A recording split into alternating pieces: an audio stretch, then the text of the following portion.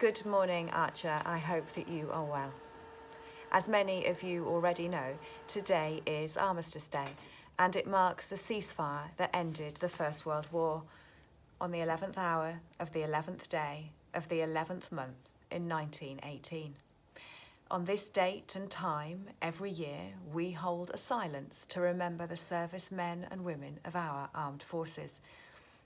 In normal times, Archer, we know that we would come together this morning for a whole school assembly and that we would mark this day with the ceremony that it deserves.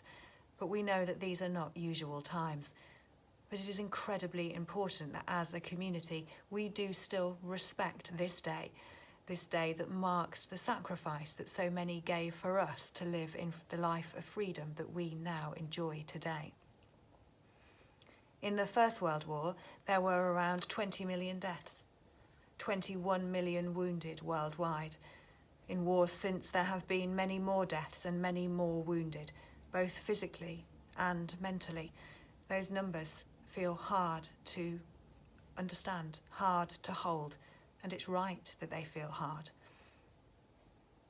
Today, we know that traditionally we would wear a poppy.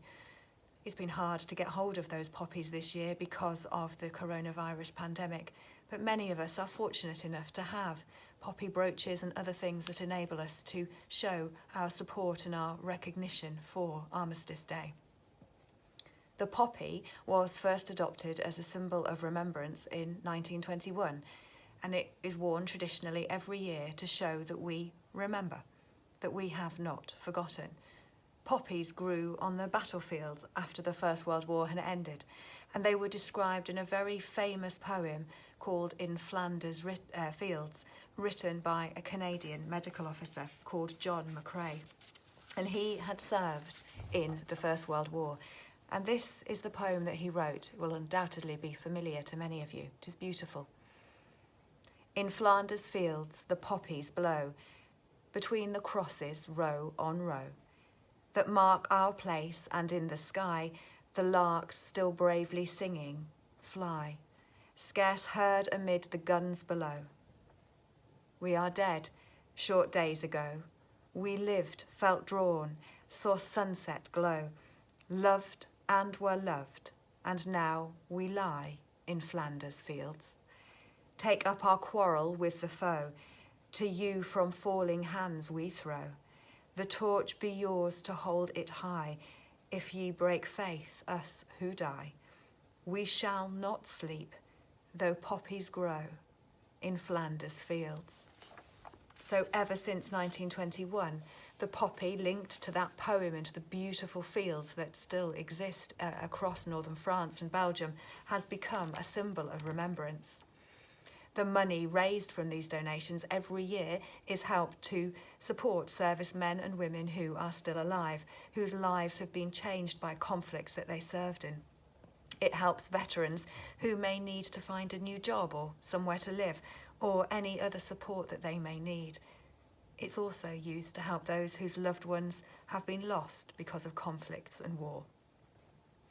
This year, the Royal British Legion, who runs the poppy campaign, is worried that they may not raise as much money as they usually would because they have not been able to sell the poppy.